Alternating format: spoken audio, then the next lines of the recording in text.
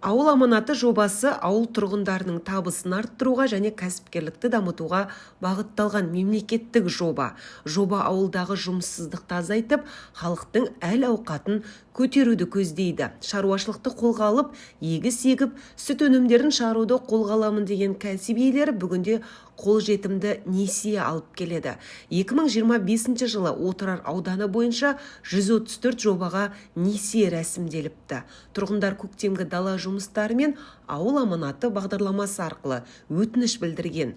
Бұл туралы Ырыс қаржы ұйымының Түркістан облысы бойынша Отырар аудандық несие сарапшысы Асқар Әкімбайұлы мәлімдеді. Жалпы ауыл аманаты бағдарламасы бойынша 5 жылға беріледі. 1 жылдық жаңағы демалысы бар. Негізгі қарызына 1 жыл демалыс беріледі. Несие алғаннан кейін 1 жылдан кейін барып негізгі қарызын төлей бастайды. Биыл жаңадан 4 ауыл округті бекітіп берді. Бізде ол ауыл округтерді атап өтетін болсақ, Отырар ауыл округі, Талапты ауыл округі, Көксарай ауыл округі, Аққұм ауыл округі. Әр округтың өзінің бағыты бар, бекітіп берген облыстан, сол бағыт бойынша жұмыс жасап жатырмыз. Ол 4 ауылдан да шаруалар, кәсіпкерлер келіп жатыр, құжаттарын тексертіп, керекті құжат тізбесін алып кетіп, құжаттарын өткізіп жатыр. Бүгінгі таңға дейін алып қойғанда шаруалар, кәсіпкерлер бар. Бір 15-тей уже кәсіпкер ауыл аманаты бағдарламасы бойынша алып, өз шаруаларын қазір жүргізіп жатқан жайы бар. Кәсіпкерлердің басым бағыты бізде мал шаруашылығы болып келеді, ауыл аманатына қатысты бол. Ал енді көктемгі дала жұмыстарын алатын болсақ, бізде Отырар ауданы басым бағыт жүгері дақылы мен бақша дақылдары. Ауыл аманаты жобасы аясында несие алушы шаруа бұл ауылдық жерде тұратын және жеке кәсібін бастауға немесе кеңейтуге ниетті азамат.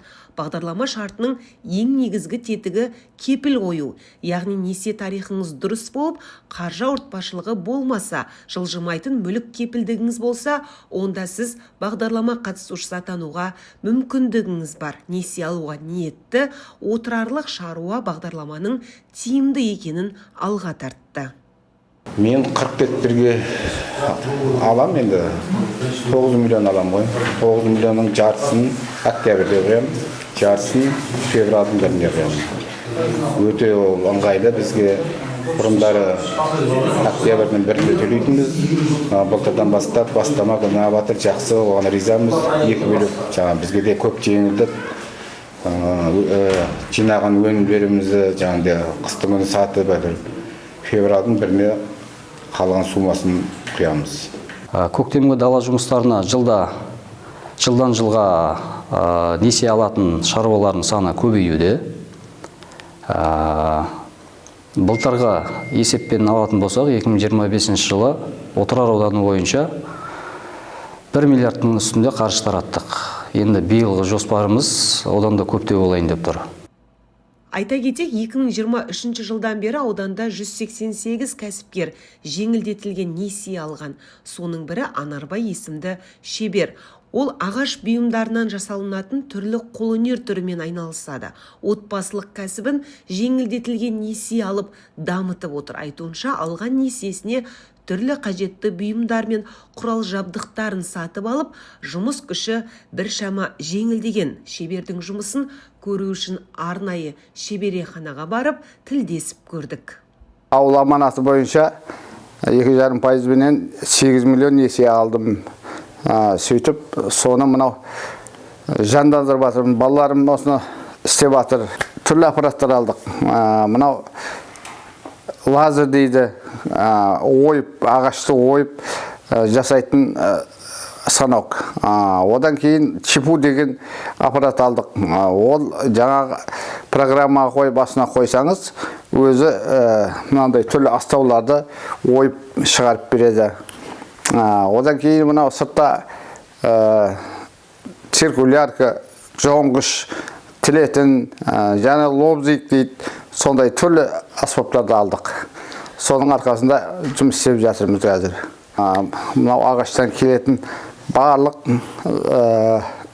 нәрселерді істейміз сұранысқа байланысты.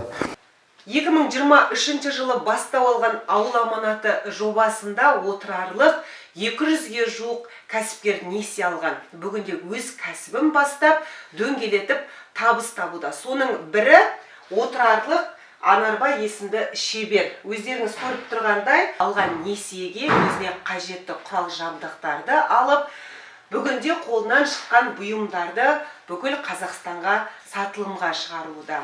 Шебердің айтуынша, бағдарламаның шарапаты тиіп, бүгінде жұмыс барысы біршама оңтайланыпты. Айта кетейік, ауыл аманаты жобасы бойынша Отырар ауданына 2026 жылы 15 миллиард қаржы бөлінеді деп жоспарлануда.